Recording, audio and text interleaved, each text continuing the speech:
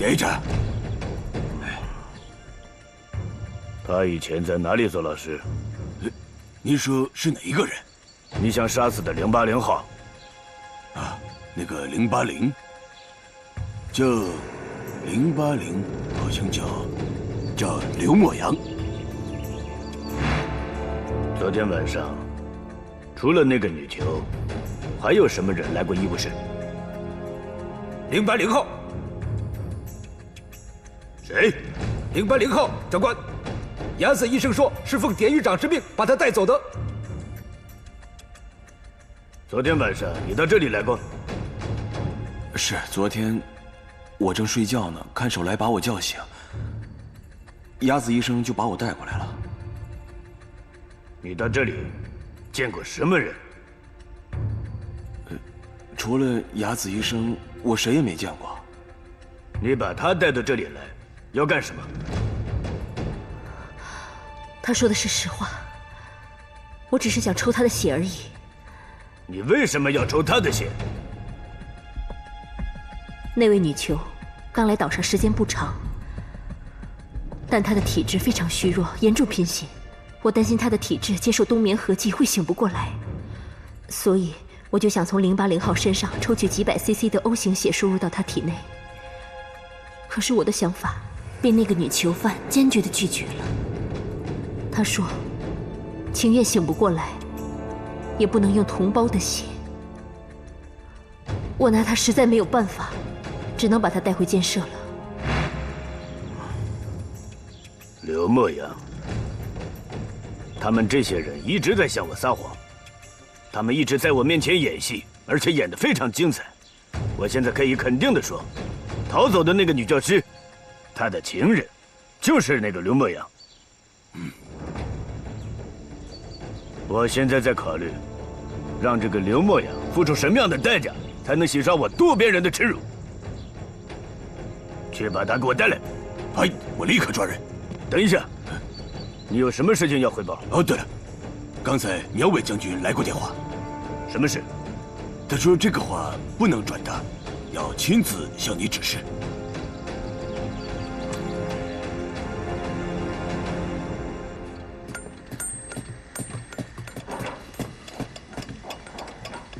老严说，鬼子昨夜烧毁了所有的档案，这可能是鬼子要下毒手大屠杀的前兆，咱必须加速推动计划。老严提供的这个情报证实了我的猜测，日本人想要销毁不利证据，保住月亮岛秘密唯一的方法就是不让老公活着出去。现在看来，我们得提前开始应对了。我们要上前老公。渡边人就算大屠杀的话，也需要几天的时间。现在老严已经找到了秘密仓库，我们一定要赶在渡边人下手之前冲出月亮岛。既然是秘密仓库，那除了毒气之剂，一定还有炸弹和火药。只要找到这个仓库的出入口，我带一个兄弟下去，一定能够销毁毒气之剂。现在我们的问题是，一定要找到这个秘密出入口。什么？鸟尾将军刚刚打来电话找我，我现在回电话，他怎么能不在办公室呢？对不起，典狱长阁下，现在是战局非常吃紧的时期，将军很忙。我非常理解，请转告鸟尾将军，我就守在电话机边上待命。嗨。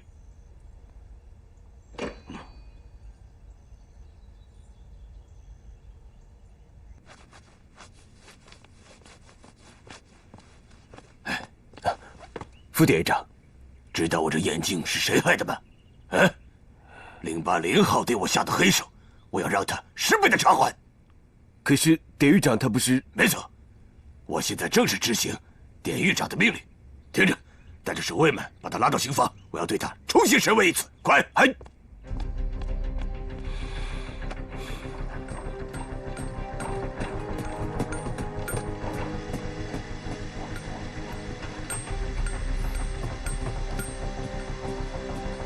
报告。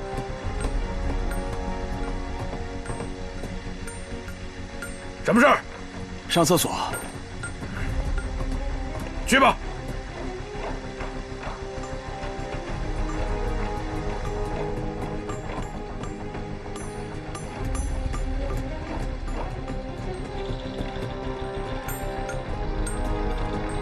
报告，什么事儿？我要上厕所。你也要上厕所啊？谢谢。快去快回。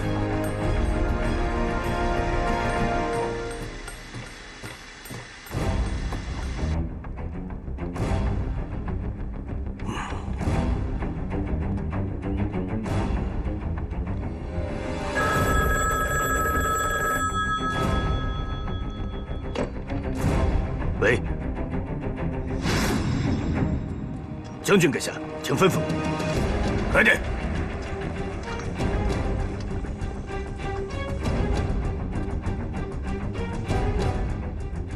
老严只知道出入口是一道电动闸门，但不知道开关在什么地方。出入口是在工厂下面，控制器肯定不会是在劳工随便能接触到的地方。你看啊，你是电力工程师，你想想办法。给我点时间吧，我一定会想出办法的。没有多少时间，必须在渡边人屠杀之前，我们行动。什么？渡边人要大屠杀？对，根据形势来判断，渡边人很快就要来一场大屠杀，留给我们的时间不多了，我们一定要尽早炸毁仓库，进行越狱。好，我明白了。只要和电有关系的，我一定能打开它。越快越好。放心吧。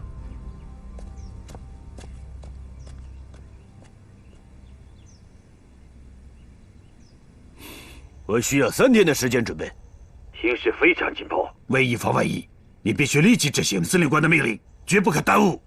嗨，坚决执行命令。来人，走！马上把副典狱长找来。报告典狱长，副典狱长去抓那个080号了。什么？马上阻止他！赶快去！嗨！真是一个愚蠢的屠夫！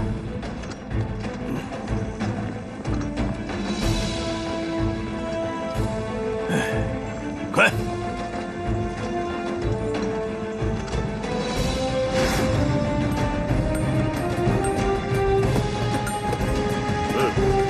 回去吧。拿过来，回去干活。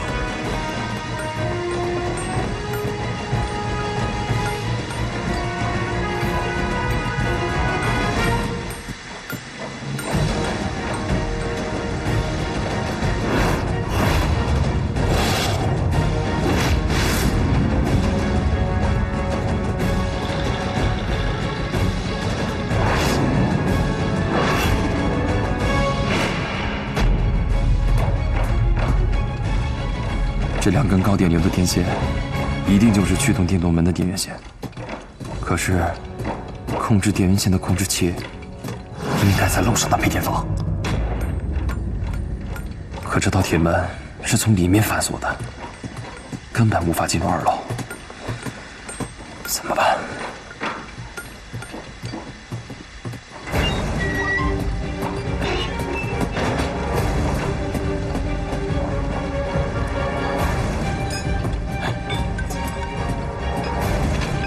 副典狱长好。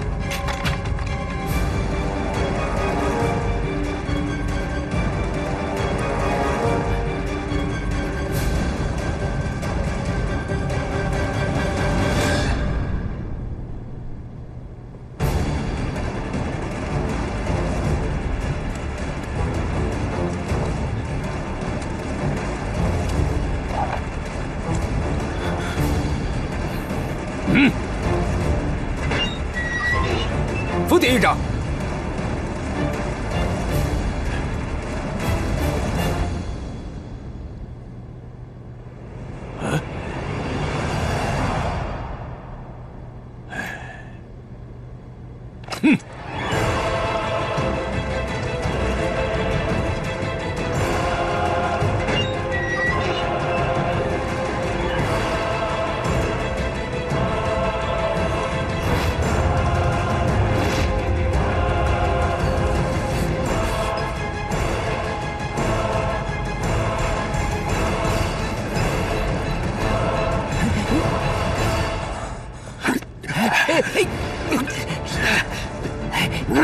你干什么？李大哥，你冷静点。别动！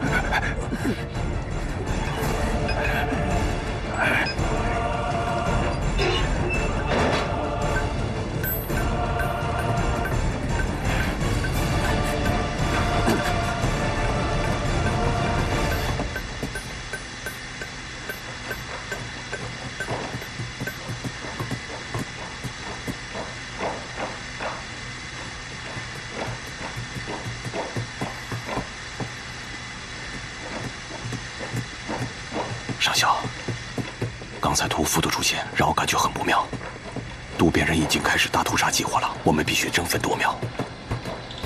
那我赶紧通知他们，让各监去骨干，在这种时候一定要多加小心。随时准备，一接号令立即行动。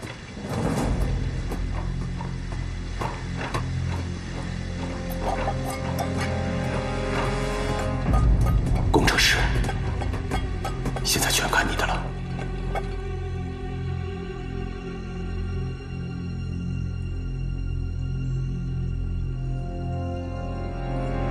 形势非常紧迫，为了以防万一，司令官命令你立即启动清除程序，必须彻底清除月亮岛上的一切。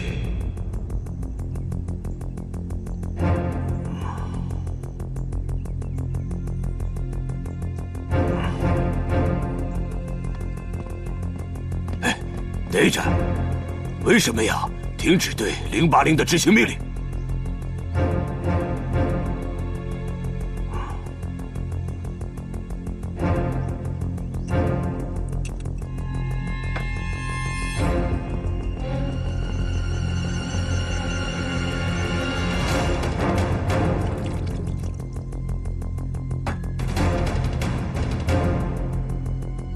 我为大日本帝国创建了精神征服的理论，最终却要用肉体的消灭来画上句号，我觉得非常的讽刺。啊，队长，你是不是接到司令部的密令了？要处置的不只是080号一个人，而是这里所有的犯人。队长，听你这么说，真的要大开杀戒了？处置1000多个人对我们来说非常不容易，而且我们只有1个晚上的准备时间。这件事情不能有任何的失误，严格的封锁消息。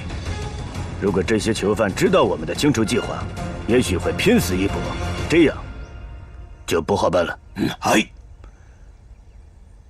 通知5长以上的军官，紧急会议。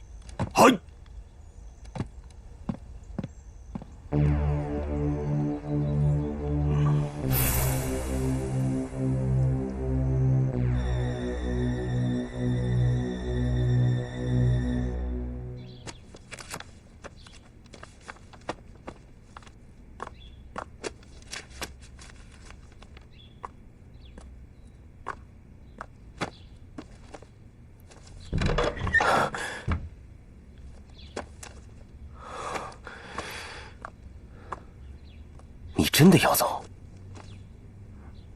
佛祖有云：“上苍有好生之德。”本以为我是受佛的召唤，才从日本来到这里，可没想到这里是魔鬼当道，当局所做的一切都与佛旨相悖。你说这样的话，是对天皇的不敬。难道忘了自己是日本人吗？是天皇的子民。对于一个日本人，至高无上的不是佛祖，而是天照大神。你终于说出自己是什么人了。对，我不但是你的徒弟，我更是天皇陛下的武士。不，你不是我的徒弟。贫僧虽拙，但也早已看出来，你虽年纪轻轻，却已让魔鬼占据了你整个心灵。你不是我徒弟，你也进不了佛门。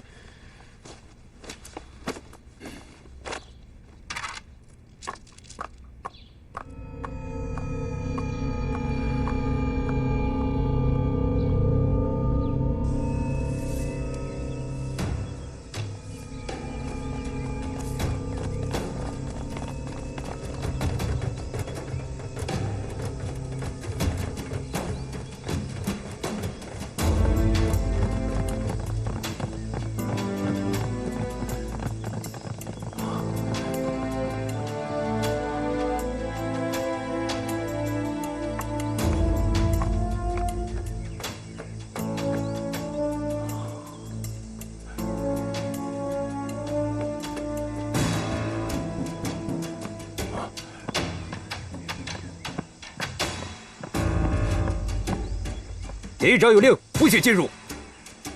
我只是向典狱长告个别。不行。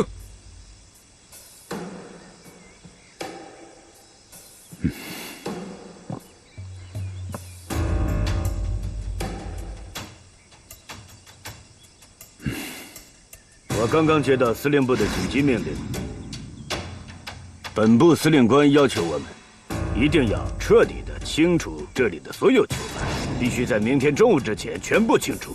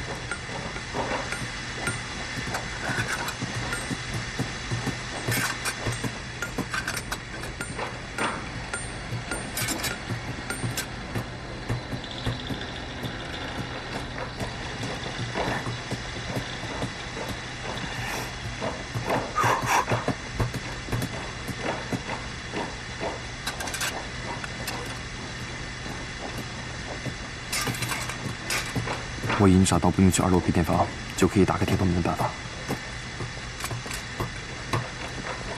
我们只有一次机会。放心吧，我是电路工程师。那太好了。现在留给我们的最多只有3天，我们的行动必须提前。好。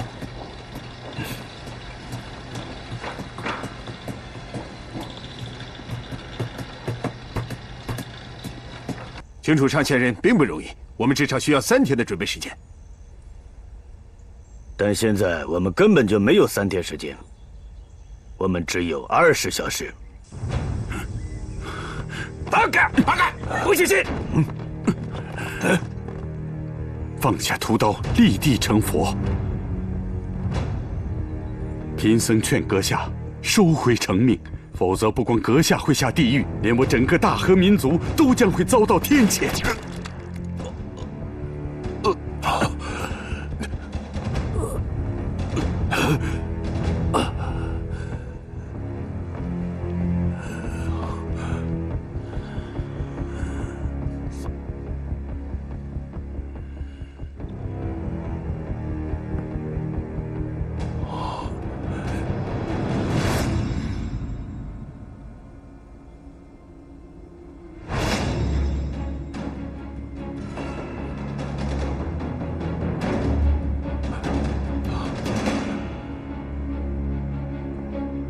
典狱长阁下，大日本帝国梅机关情报员小村正隆听命于典狱长阁下。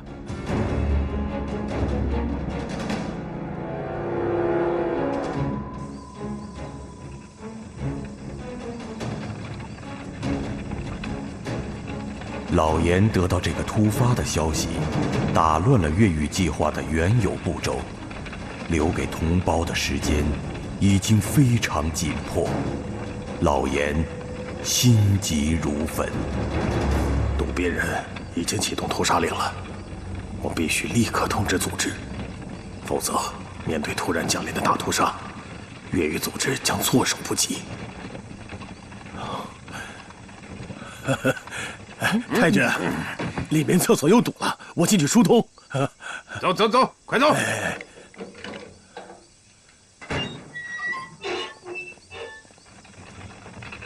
快走！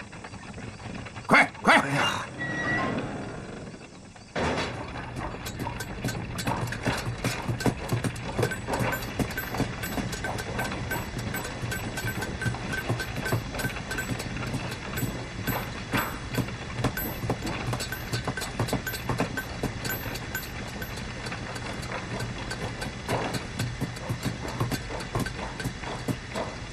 报告，什么事？我要上厕所。快去。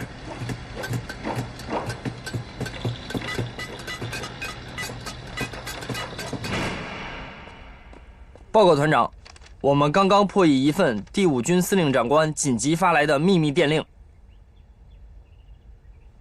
赶快把邱队长叫来。是。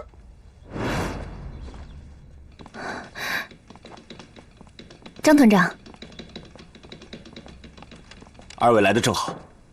你们看，这是我军截获的第5军司令官的电令，鬼子要对月亮岛的劳工进行屠杀清洗。什么时间？按日本人军中规定，这样的密电都是立即生效的。那就是说，牧羊他们已经没有机会了。也不能这么说，我想这毕竟是1000多号人，屠杀起来也绝非是件容易的事情。而且，这是3小时之前发来的电报，我们的眼睛现在要紧盯着月亮岛。如果发现有异常的情况，我们立刻采取最有力的应变。张团长的有力应变，是不是包括强攻月亮岛？强攻月亮岛，必然会造成重大损失，而且成败难料，所以，我把它作为最后的选择。也就是说，我们还是希望他们能够采取自救行动。我们给予有力的配合，这样才是最好的结果。是啊，我现在最担心的就是岛内的越狱组织对鬼子的屠杀令蒙在鼓里。这样的话，在第2天早上起来的时候，鬼子的屠刀突然落下，这样就……不会的，一次要屠杀那么多劳工，绝对不可能毫无征兆。牧羊他们只要有一丝丝的察觉，绝对不可能坐以待毙。所以我把强攻月亮岛作为最后的选择，就是希望岛上能够行动起来。我估计鬼子需要2到3天的时间准备，这样，我们发起最后进攻的时间就定在后天晚上9点。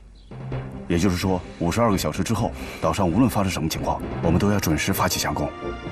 我们现在最困难的事情就是对岛上一无所知，岛内也无法向岛外发出信号。虽然我们发起强攻，多少有点盲目，但是到最后关头，我们不得已这么做。就算是没有十足的把握，我们也要摸着石头过河，打到哪儿算哪儿。可就算我们能够在短时间内聚集战斗力，这样的强攻伤亡也会很大。可是我们必须这么做，因为这关系到上千人的生死啊！张团长，我相信他们一定会有办法把信号传递出来。我请求潜藏到江边去等待他们的信号。也好，我让第1小组和你一起去。记住，你们的眼睛要一眨不眨的盯死对。你们放心吧，我1秒钟也不会离开。如果一旦得到岛上的信号，马上发信号弹。所有的部队立刻按计划展开行动。如果到了后天晚上，他们仍然没有任何动静，那我们就只好不计代价强攻月亮岛。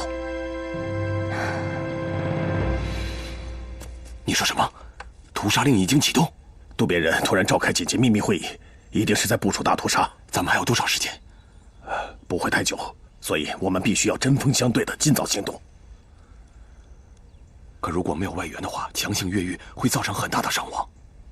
两害相权取其轻，伤亡再大也比全部被屠杀清洗强啊！现在还有没有办法跟岛外取得联系？有。怎么做？我熟知八路军总部电台的频率波段，而岛上有鬼子的电台。老爷，你到底是什么人？我是八路军。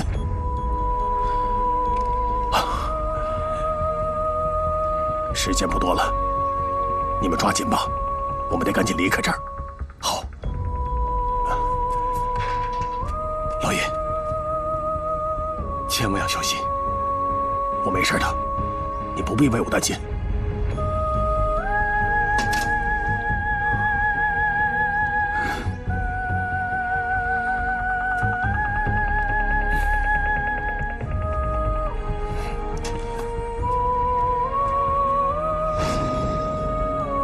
1000多个劳工，在明天正午之前全部清除。这样的方法只有一个。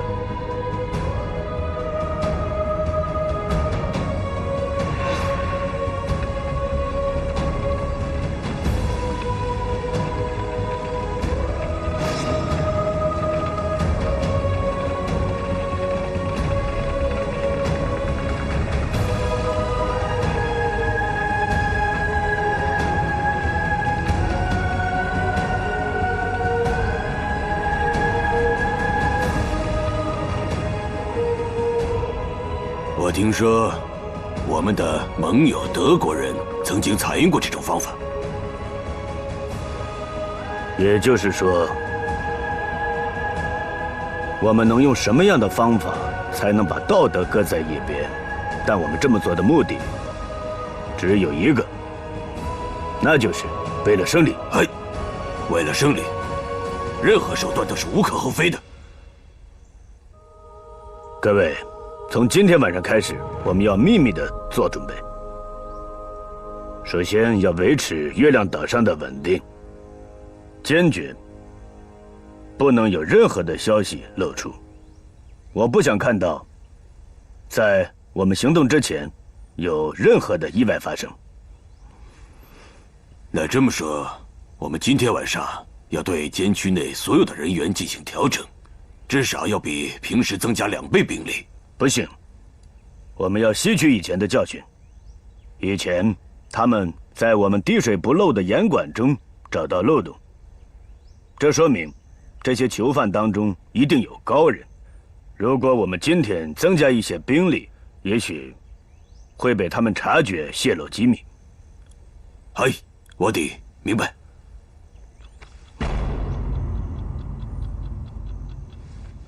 6点40，我们现在是不是让卫兵开始准备了？不必了，我倒是觉得大家现在该放松一下。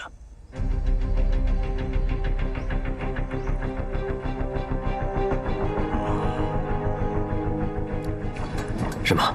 屠杀计划已经开始了，那我们还等什么？现在立刻展开越狱行动。不行，现在不是最佳时机，必须等老严和外界取得联系。那什么时候才是最佳时机？明天早晨。明天早晨，我们已经没有时间联络各个骨干。如果没有办法告诉他们统一的时间，我们会出大乱子。你说的对，这是迫在眉睫的。还有，我那个旧部下鲍波手，我现在没有时间联络他。要是没有他，我没有把握炸掉仓库。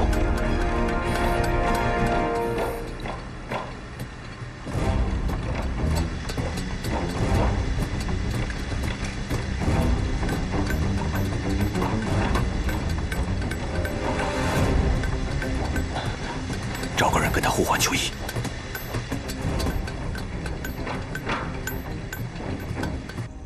坐好，走，快点，脱衣服，脱掉，调一调。跟回标时没什么变样，是不是老严搞错了？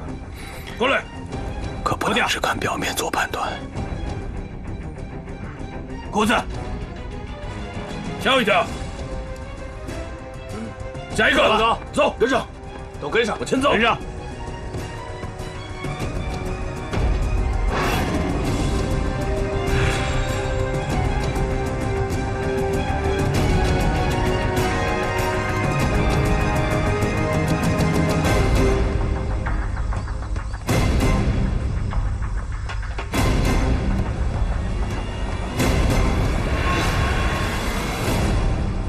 上衣脱掉，脱掉，脱掉，快点脱掉，小心一点，快点，快脱，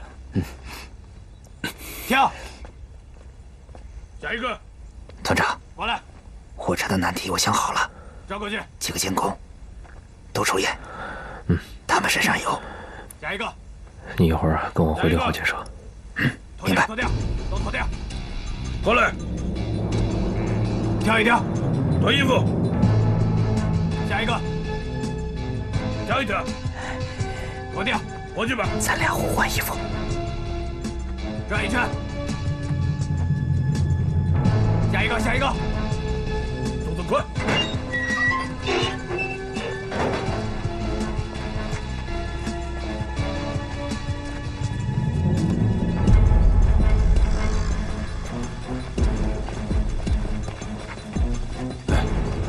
你负责1到5号建设。放心吧。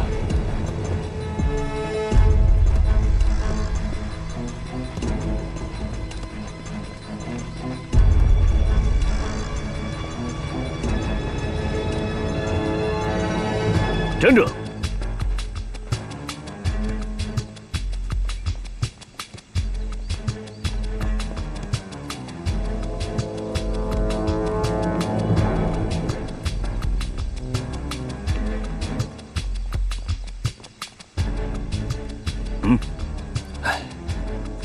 典狱长好，连半领。我呢，有一件事情要对你说。上次我们举办足球比赛，非常的成功，虽然出了点意外，但球赛还是很成功的。所以我想再举办一次足球比赛。你放心，足球比赛的规矩非常公平。我想从明天开始，你带着你的球员们训练，比赛就定在下个星期。放心吧，典狱长，我们一定全力配合。拜托了。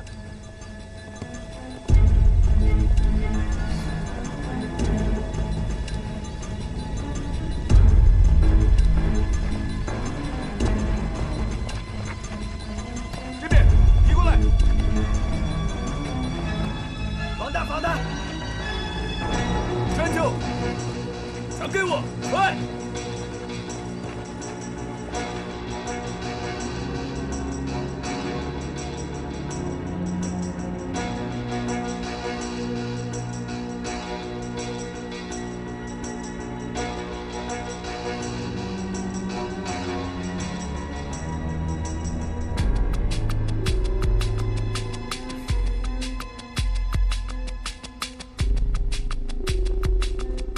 开饭了！080号，到。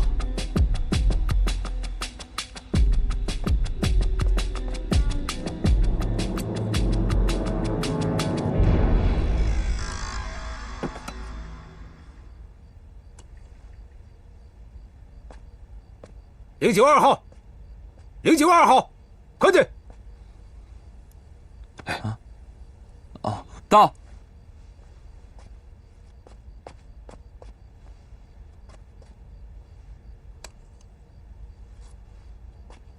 373号，到。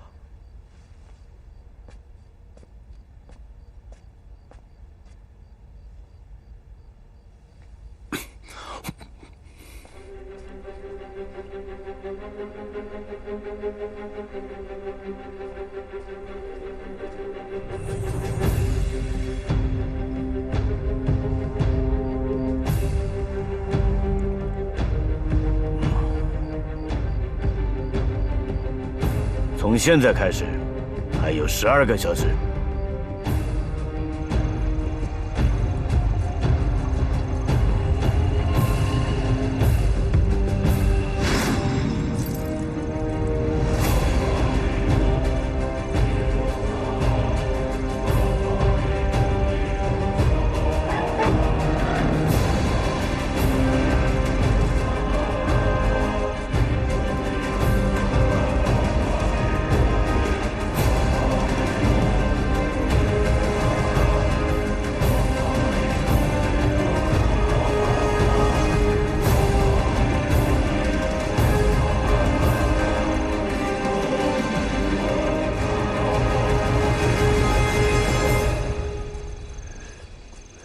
鬼子这是去安装密封门窗，很显然，渡边人采用的屠杀手段是释放神经毒气，时间肯定就在明天早晨。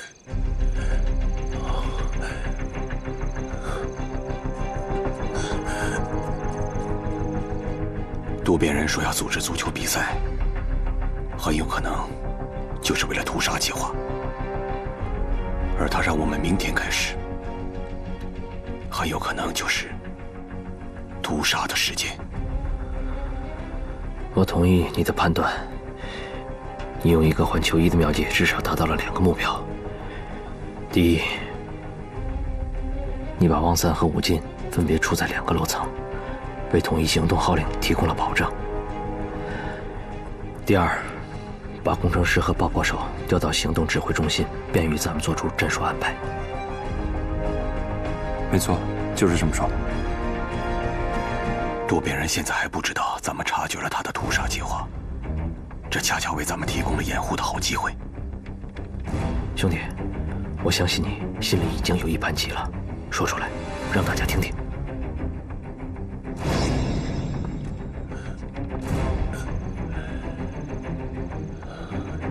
如果不能把明天行动的情报传递出去，越狱行动就得不到岛外武装的配合。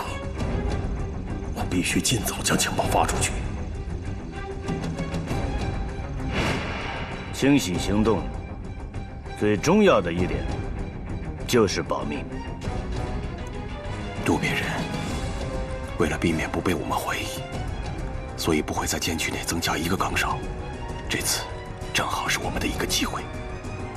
我们的卫兵和囚犯之间人数的比例是1比10，而且我们监区里的过道非常狭窄。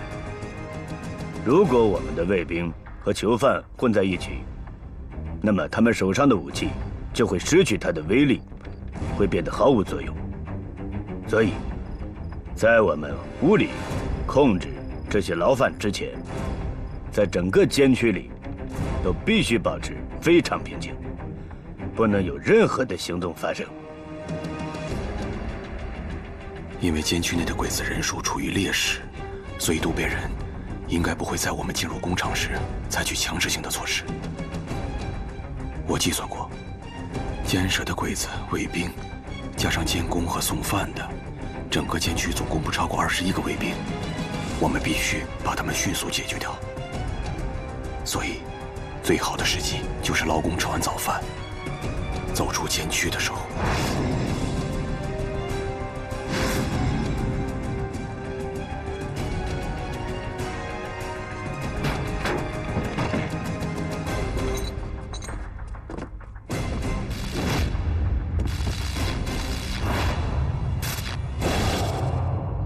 为了以防万一，我们在场所有的卫兵都必须要严密地监视监区内的活动。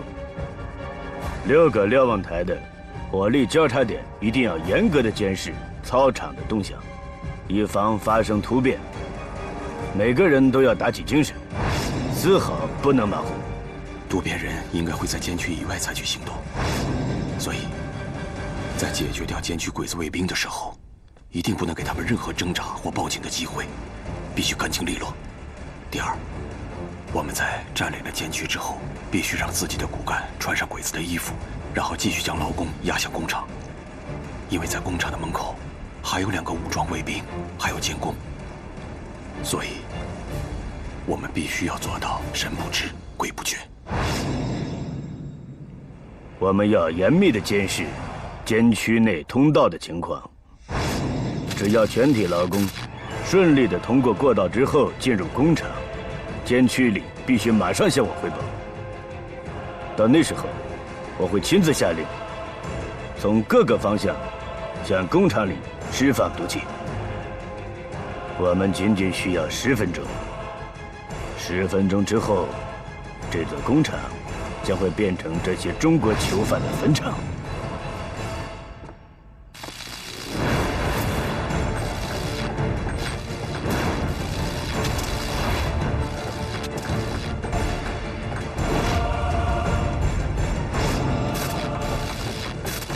看来渡边人的行动你已经了如指掌了，控制监区之后就看咱们几个了。岛上行动的关键是先要打开电动闸门，可是渡边人一定会掐准劳工进入工厂的时间和动向，如果超过5分钟，他就会怀疑。我计算过，如果没有意外的话，2分钟就能打开地下仓库。这关系到行动的成败，你有把握吗？我有90%的把握，必须是100%。我从来不把话说得太满。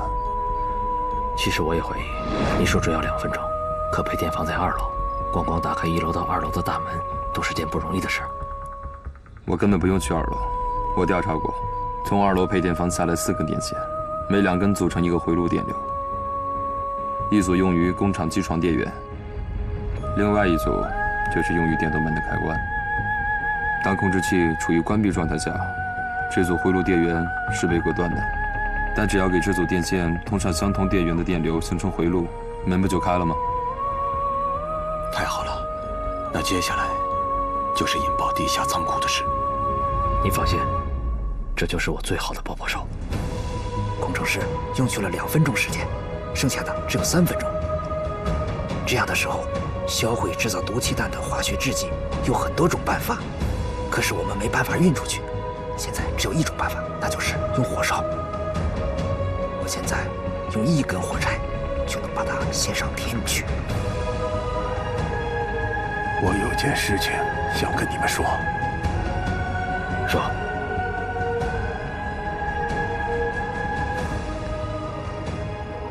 我可以帮你们处理掉山子岗的那个守卫。你总算归于王道了啊！我办这件事有条件的。什么条件？你们都知道，这里有一个军官，脸上有颗痣，你们应该都认识。你们在行动的时候遇到了，千万不能杀了他，记住，留给我，我要亲手杀了他，杀了他，杀。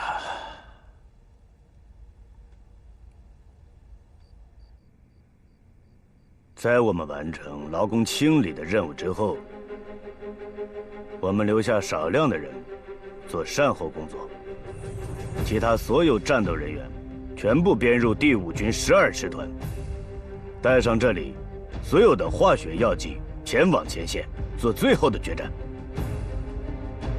我们这些天皇的士兵必须树立必胜的信念，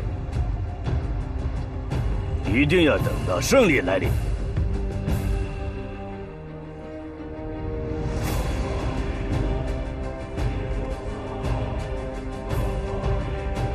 天皇万岁！天皇万岁！大日本万岁！大日本万岁！天皇万岁！天皇万岁！大日本万岁！大日本万岁！喂，你在那里发什么呆呢？啊，太君，有什么吩咐啊？赶紧跟我回去送夜宵去。还。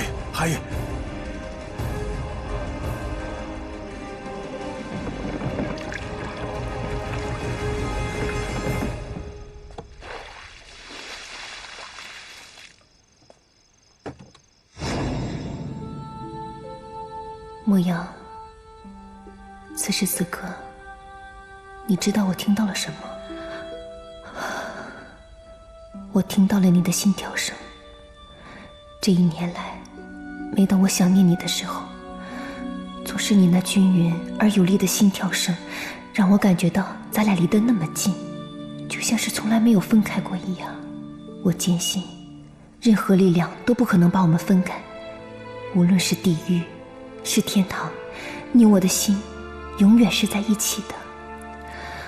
我几乎每天都会梦见你回到了我的身边。有人说梦是颠倒的，可我却更坚信梦想成真。有信号了。不是信号。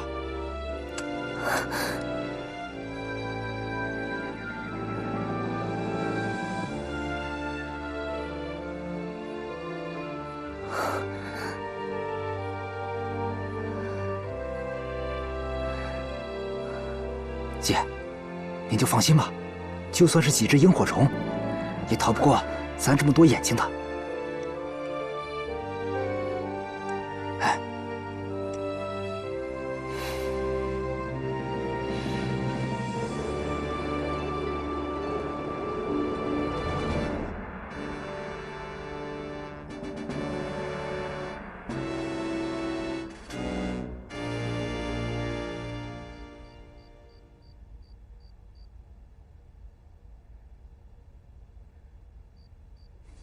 老严，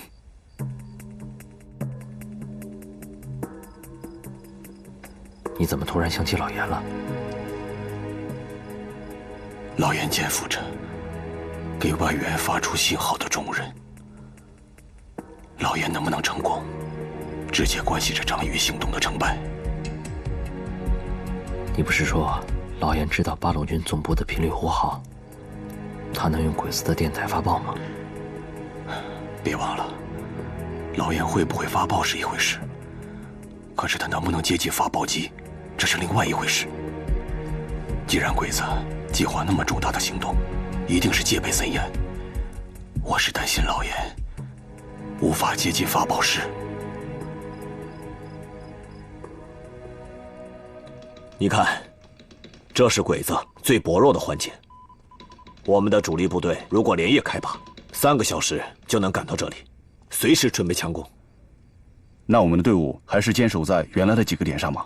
主力一旦进攻，我们就负责阻击鬼子的水上舰艇。我最担心的就是鬼子的13旅团的3个主力部队，他们也驻扎在江边。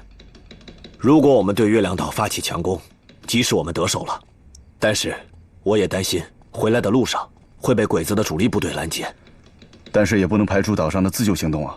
如果岛上一旦动起来，如果岛上先动起来，我们马上调整作战方案。我的主力负责牵制鬼子的3大主力部队，由你的射日团或派给你的1个连队进行佯攻，策应岛上的行动。好，张团长，那我们的作战方案就这么定了吧？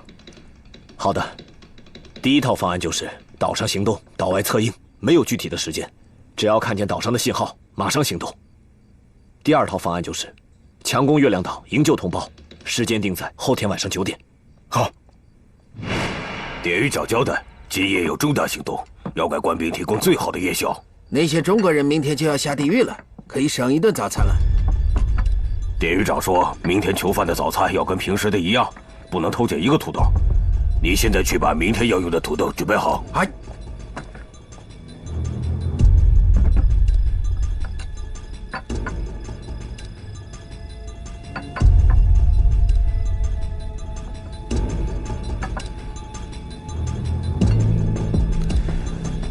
上校，我问你啊，地下仓库爆炸会有多大的动静？那要看爆炸的威力有多大。你问这个干什么？我在想，端午节那天咱们所有人都没有行动，但是我未婚妻还有射日团不会不管咱们，他们一定在暗中观察咱们的动静。如果行动那一天，万一老严没有把信号放出去，咱们仓库的爆炸声是不是也能算作一种信号？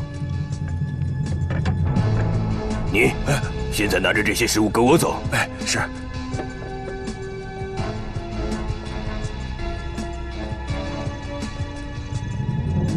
快走！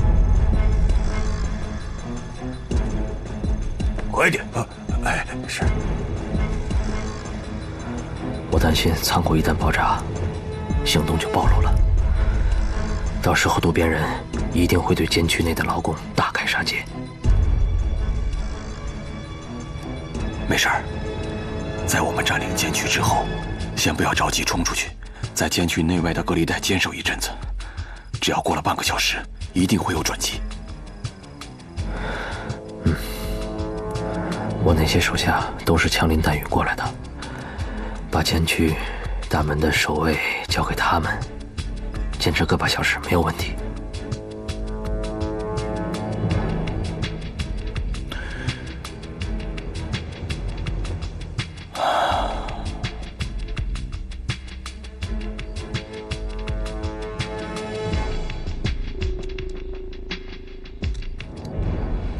第3间舍互相之间的这个地方，过道非常的狭窄，而且从第1间舍到女工工厂的这段距离，一定要经过监舍内区的过道。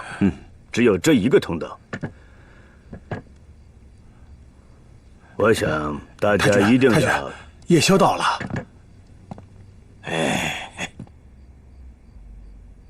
胖子，中国人怎么会在这里？小偷是来送夜宵的，立刻出去！快出去！出去！快点！出去！站住！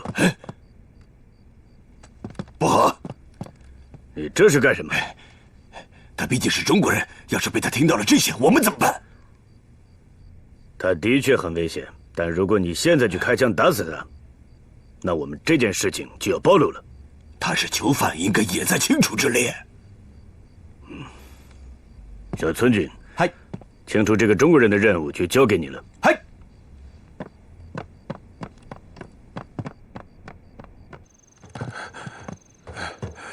对不起，快走！对不起啊，以后你就不要来送食物了，记住了吗？记住了，记住了。现在去把明天的土豆煮了。哎，是。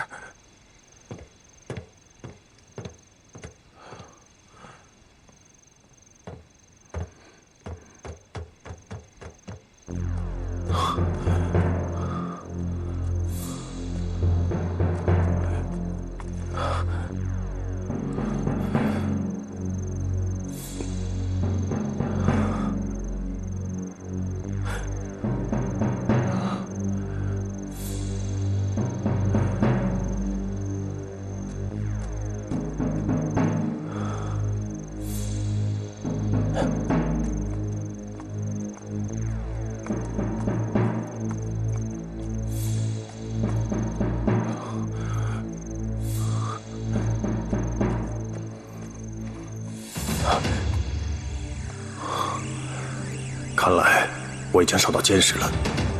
如果不摆脱他，根本没有机会接近通讯室。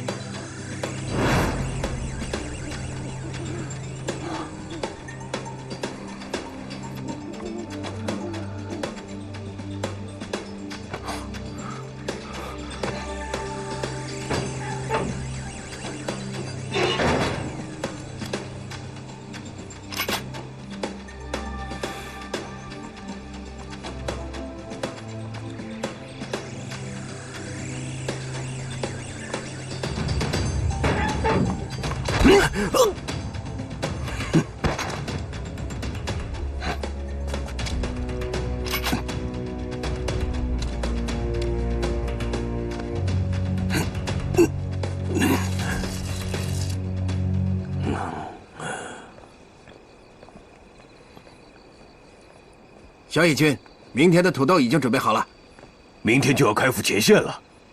皇军不会失败吧？大日本有天照大神的庇佑，绝不会败的。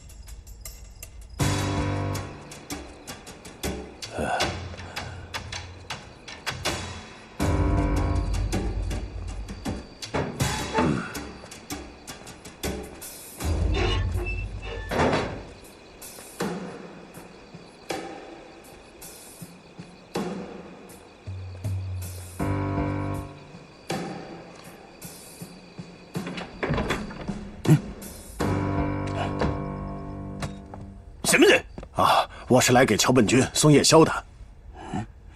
你不是？你是什么人？我是中国人。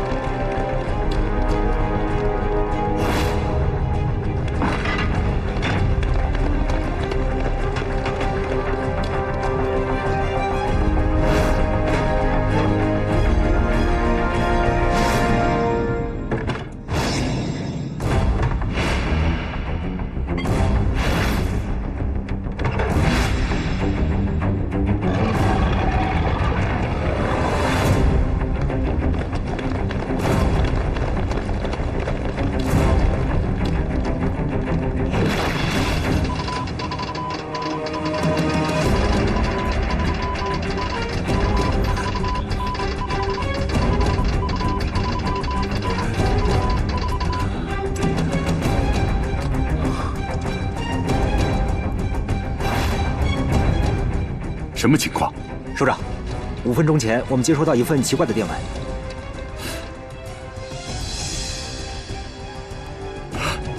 野狼？难道是我们失联1年多的野狼又出现了？首长，我非常熟悉野狼的发报手法，我也感觉到对方就是野狼。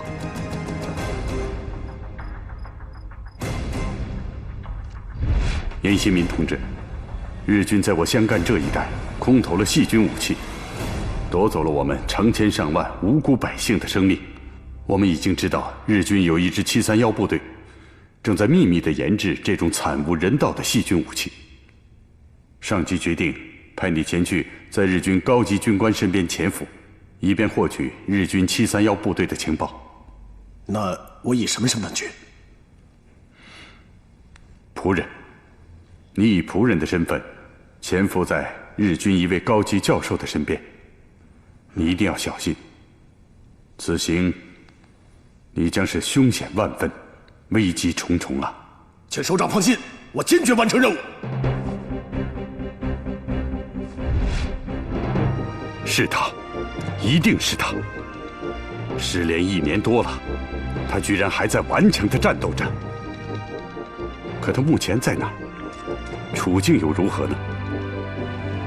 按我们的设备，要定位发报来源的确切地点非常困难。但我分析，电文用的是暗语，这说明野狼一定是在敌占区发来的电报。张于某沉入海，这又是什么意思呢？首长，我想起来了。你想起了什么？前几天365团的张团长他们给总部发过一份紧急电报，上面提到一个章鱼计划。快把那份电文找出来，快！首长，您看，月亮岛劳工营，章鱼计划。章鱼计划，应该就是越狱计划。如此看来，野狼的这份电文一定是从月亮岛发出来的。快，马上把这一情况电传给365团张团长。快！是，电传365团张团长。好。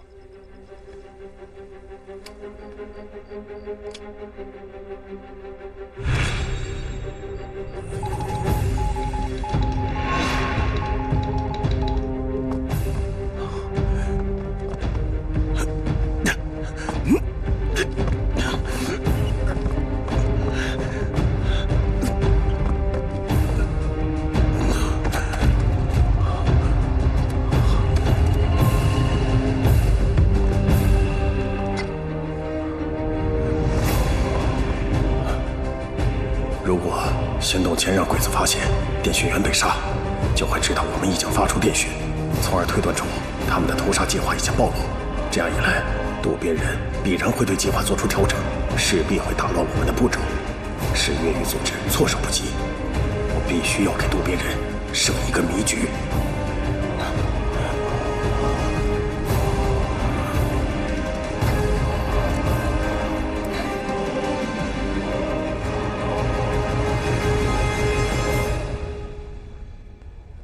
到时候我们就这样击鼓合围。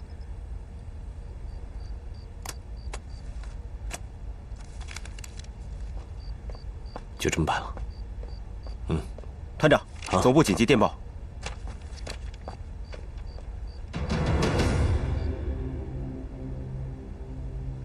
你看看，章鱼卯沉入海，这是月亮岛发出来的行动信号。对，章鱼就是他们的行动计划，而卯晨就是卯时和辰时交接的时候。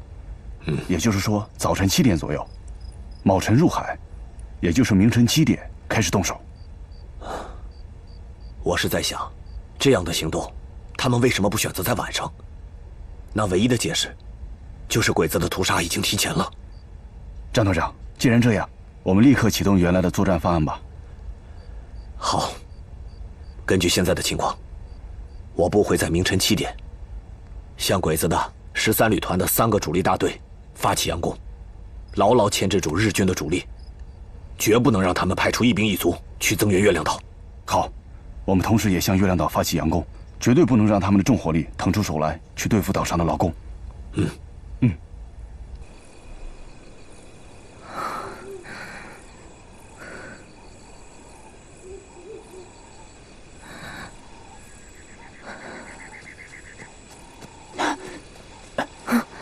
邱队长命令结束这里的任务，立刻归队。什么？好消息，你回去就知道了。走。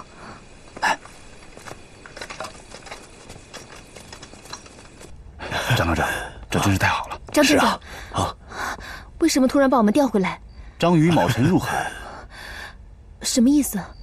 章鱼卯辰入海，正是你未婚夫从岛上发出的电文。他们又上电台了。是啊，太不可思议了。真是太好了，我终于听到他的消息了。他们真是太了不起了。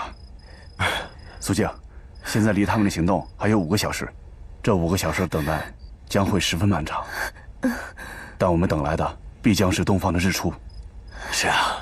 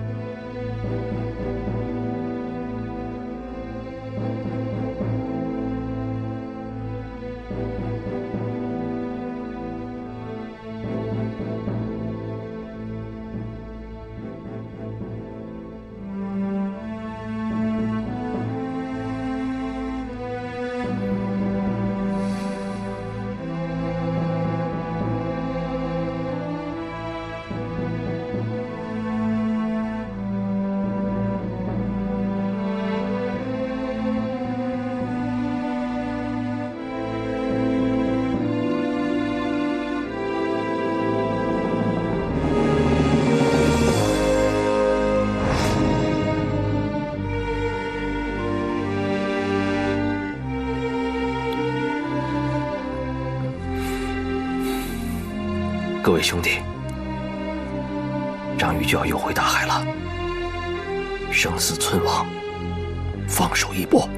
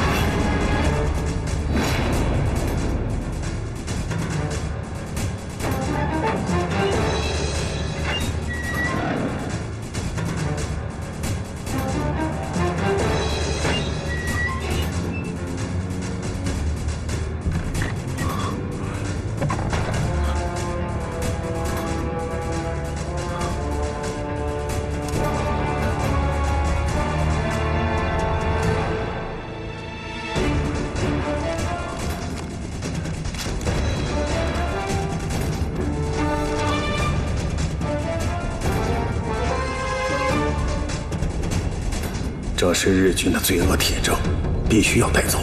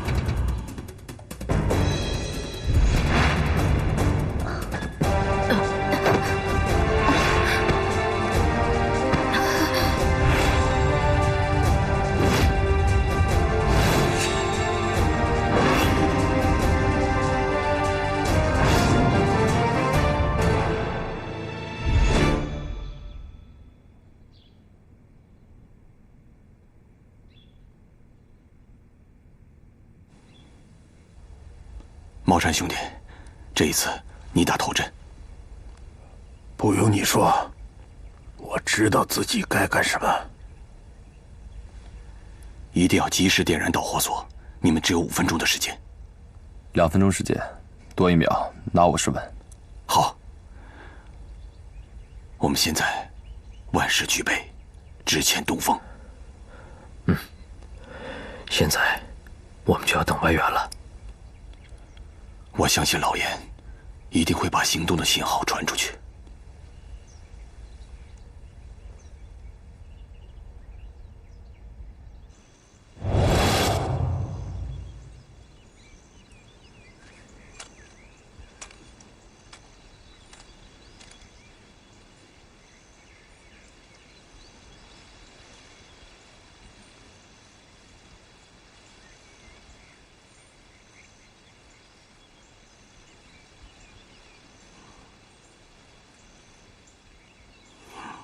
记住，如果有囚犯冲破那道监区大门，不用等待命令，一定要坚决果断地击毙他们，坚决不能让他们越过那道红线。嗨！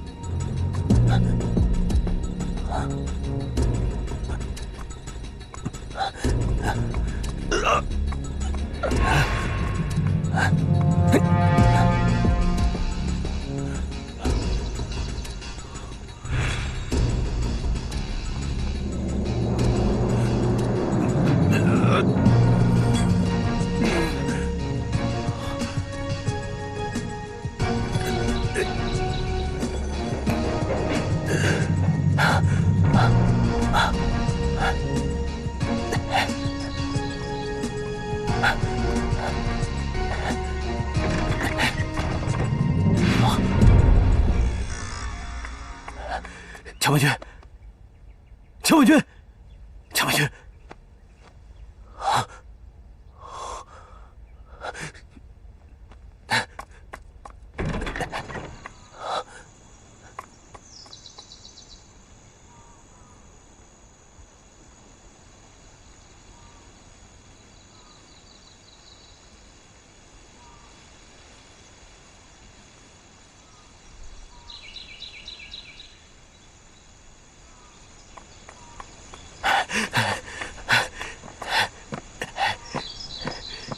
典狱长，不好了！你那么慌慌张张干什么？电讯员死了！什么？这怎么可能？属下无能，没有盯住那个015号囚犯，属下当剖腹谢罪。先不管谢不谢罪，先找到015号，不能让他成为漏网之鱼。嗨，属下一定亲手杀死他。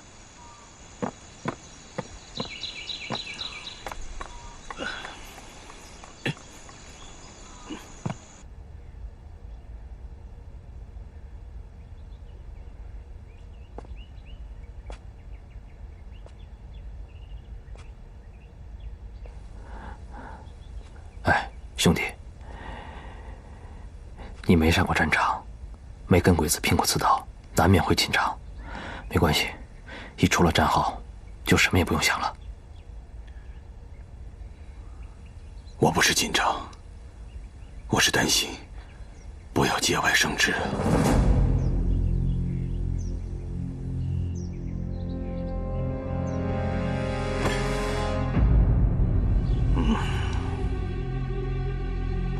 上一次，他们是利用灯塔发信号取消了行动，但这一次，他们利用我们的电台发出的信号，一定是越狱的最新计划，所以我们要严格的把计划查出来，而且我们要调整我们的清除计划，否则后果不堪设想。难道我们的计划真的让他传出去了？一定是这样的。那我们能不能知道，他们的这个计划在什么时候实施？就在今天。为什么是今天？因为如果不是今天的话，015号就不可能去杀死我们的通讯兵。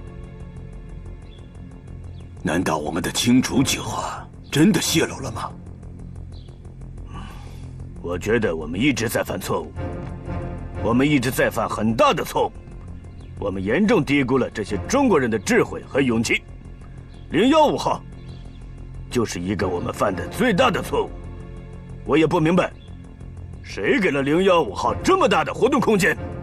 队长，属下是看这个015号为人老实，平时呢像一个傻瓜一样，所以我就让他干了勤杂工。你看到的这个傻瓜，他的行为却像一个特种兵一样，最关键的时候狠狠地给了我们一击。对不起，我失职了。可是什么？无论如何，我们昨天晚上制定这个计划的事是在8点钟宣布的。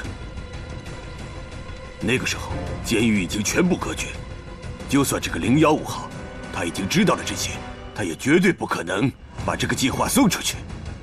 所以我认为到目前为止，狱中的囚犯们，他们绝对不会知道具体的时间。可是我们现在也不知道他们行动的具体时间。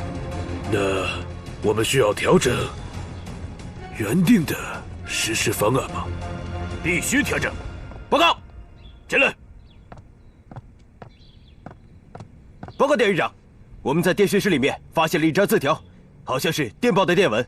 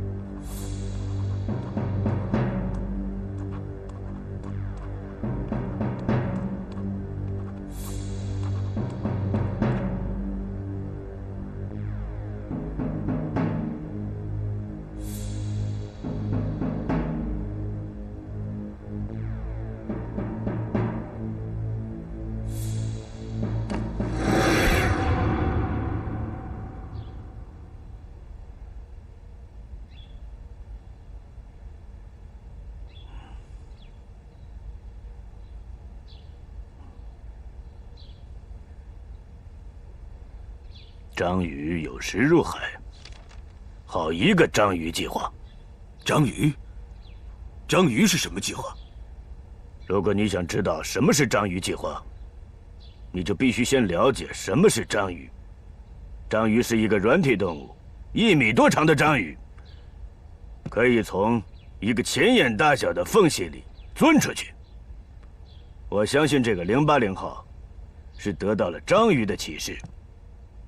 他把自己打扮成一个没有脊椎的小小的章鱼，丑陋无比，但在我们严密的防范之下，时刻都在想着找一个缝隙钻到海里去。报告！我要让这只章鱼变成死鱼，我要将它千刀万剐！站住！一个080并不可怕，可怕的是现在有1000个080号，他们现在不是一盘散沙，是一块铁饼。我早就说了。这个080应该处死！你等着，如果我不宰了他，我咽不下这口气！叶天君，战争不是个人恩怨，而是民族的存亡。这个电报上说得很清楚，他们将会在今天晚上6时左右发动暴雨，与此同时，中国的武装也会在这一时间里来策应他们。但非常可惜，我们的清除计划比他们早了12个小时，他们只能去地狱里实现他们的计划，这就是天意。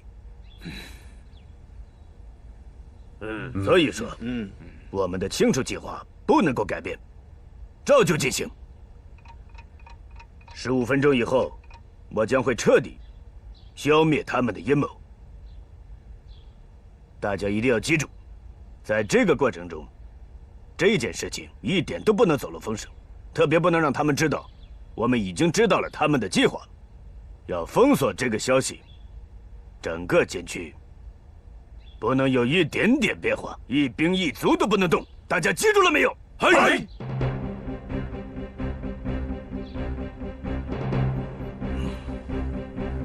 只要渡边人还是按照原计划让劳工进入工厂，我们就按照预案统一行动，一定要在监区外的鬼子发现之前控制整个监区。放心，我那些兄弟们会像碾死几只苍蝇一样，把监区内的看守和卫兵都消灭了。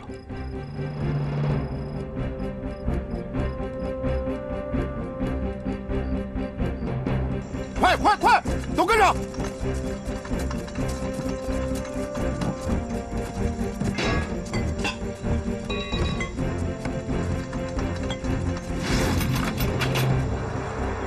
各班注意，10分钟之后，我们把所有的炮弹都投向敌人的阵地。我们一接到命令，就向对面的鬼子开火，动静越大越好。只要把鬼子的主力死死地按在阵地上，就算完成任务。都明白了吗？明白。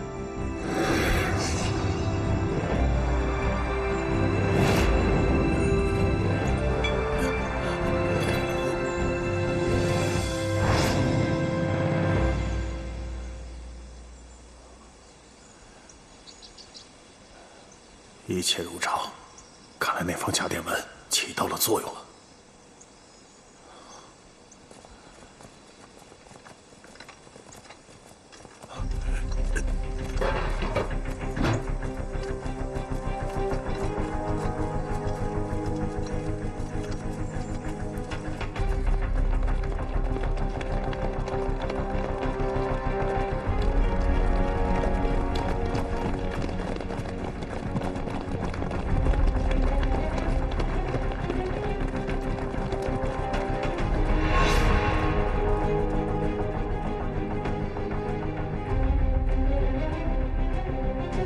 上弓！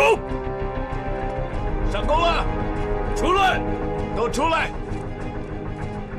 出来！快点！上弓了！上弓了！都出来！上弓了！听到没有？上弓了！